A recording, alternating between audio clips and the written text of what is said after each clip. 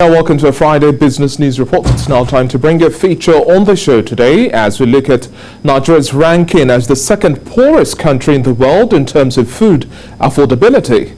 Well, this is according to a recent report by a UK-based think tank, the Institute of Development Studies. Now, in the report, more than 1 year since the outbreak of the COVID-19 pandemic, there is a vast disparity between countries in terms of proportion of average wages needed to afford enough food. The top 10 countries where basic food is least affordable are Syria, Nigeria, Ethiopia, the Philippines, Sri Lanka, Ghana, Indonesia, Algeria, Iran and Uzbekistan.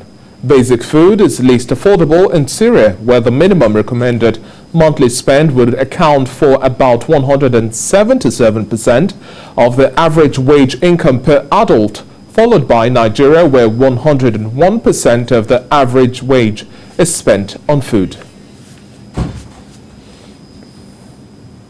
Joining me now to discuss this and much more in our Lagos studio, I have John Akerele, agribusiness expert. Good to have you on the breakfast show this morning. Good morning. This report does not necessarily come as a surprise to you. Do we understand that we're having a situation of food crisis? Do you think the government understands this body language? I have the Commissioner for Agriculture, Lagos State here, and the conversation was just around having states now become food hubs, looking at areas of where they can have some level of strategic investments to ensure that we have agriculture become the mainstay. But it's not as simple as just having investments. What don't you say? Thank you, David. I think this is just to give a confirmation to all that we've been seeing on this 4 times that number. If you should look back, there's a time we predicted that we're going to have food crisis in this country due to some of the key performance index that we are looking at, And then this is just the result of all that we've been saying in time past, and now it's coming to reality, and then the government is saying, okay, this is what to do. Time around, I suggested that we should have food hubs at strategic locations all across the state of the Federation. But now, I think when we don't respond to issues when the need arises, this is part of the consequences of what we face in Nigeria, coupled with the fact that the minimum wage is not even minimum compared to the price of food stuffs in market. Okay? And this has been an issue for all of us, all right? It has been an issue for us as a people and as a government. So in a country where you have 30,000 minimum wage, that shows to you that it's not even enough to spend in terms of food supply.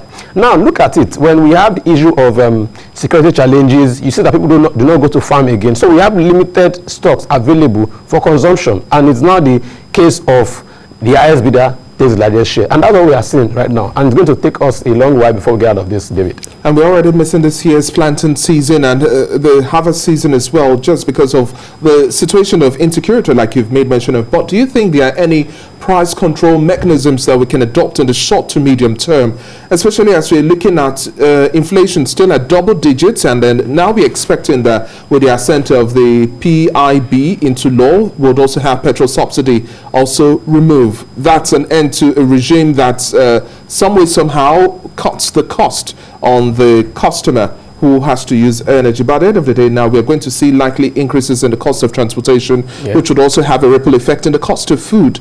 We are having double digits now. So if petrol subsidy is removed without any other cushion, do you see us going back to almost quite an unbearable inflation rate? What did you say? Despite the reverse that we have now. Unbearable inflation rate, David, because the little thing the government can do at this point is to introduce stimulus into the system. Give some kind of incentives to farmers so as to, take care of some of those logistical issues that will bring about increase in their price to the final consumer. So if government can look at those line of chain and see how they can help augment these things, then you see that the price of the product we are looking at would come a bit lower than what we are actually experiencing presently.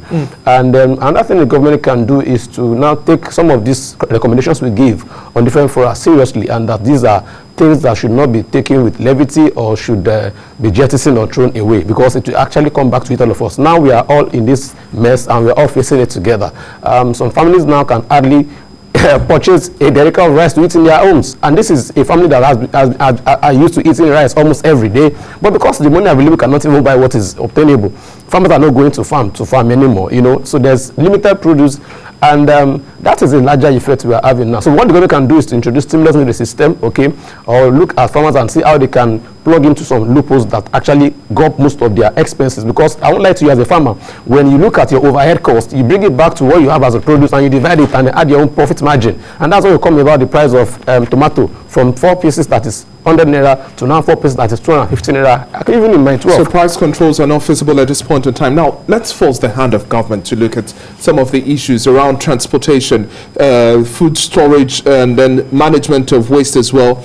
How do we also begin to process? We had this conversation the last time, but for the sake of clarity now, at this point in time, what sort of interactions do you expect from farmers, players in the agribusiness sector, and then government? How do we force a roundtable session so that if government is not looking at these blind spots, we throw the lights there? Okay, David, I think it will be unfair on my part to say that farmers are not trying in this country. Farmers are wonderful people and they have been doing excellently well in terms of contributing their own quota to the development of the country. But the onus is on the government to make sure that that political will to do the right thing at the right time is in check. That's why I asked this question. Do you think they understand that this is a crisis we have at hand? If our government don't understand, that shows that the reality, they are far from the reality.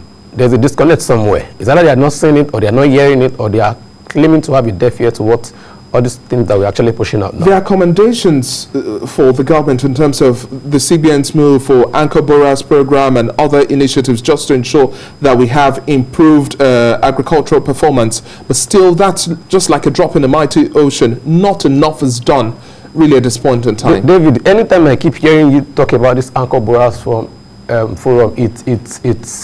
it gives me a kind of headache. For God's sake, if you look at the amount of money that have been injected into this scheme and look at the result that we're having, they do not tally. And I keep saying it that when government put out a particular fund into a sector, there should be a monitoring segment that will look at, okay, what is your performance? If you put money in this sector, if they are not performing, why not have a review? Who are those people that receive the money?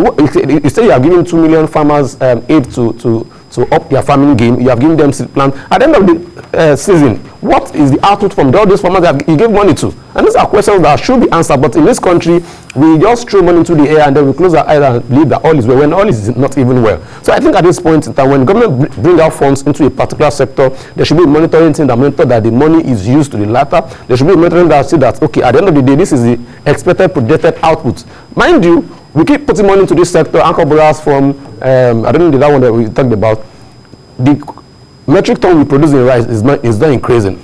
That of plantain is not increasing. Potato is not increasing. Tomato is not increasing. Yeah. Then what are you saying? So where's the money? So if we keep spending money in a particular sector and not seeing results, I think the commissioner, the minister of agriculture should be put on a hot seat and the critical question should be asked. Who are these farmers that give this money to? Even CBN is even having a question mark in this regard. Who are those people that collected this money from you? And how far have they gone in terms of their farm settlement? What is their yearly output, and what is our contribution to the general agricultural sector or markets in Nigeria as a whole? So these are questions that should be answered. So please don't let us keep saying we keep putting money to Anchor Borers. There's no Anchor Borers fund. Do you think we're going to see any price controls, or as we have seasonal plants as well, what's your forecast for those that we might likely see some eases in the cost of the product at this point in time for the second half of this year? I think we may not see any kind of ease. Why? Because our ban is depleted, all right, and farmers are not actually going back to the farm to, replant all that they've harvested. If I'm here saying to you that we're going to have a drop in price, I'm actually lying to you. So what I think we should envisage as a people is that the government should keep on doing their best in terms of making sure that the farmland is secure for all of us as farmers to go back and farm. Imagine if you have 1 million farmers going back to the farm to farm. It means that we have enough maize that will go around, and we have enough raw material that will even go to our industries for processing. And at the end of the day, we'll be a happy people all together again. And hopefully in states where the security situation is not as heightened with red flags, we see improved level of creation in terms of hub and strategizing in terms of having agriculture become the mainstay there. Thank you very much for your time on the Breakfast Show this morning, John Akerele. It's been a pleasure speaking with you. Thank you. And hopefully the government is listening.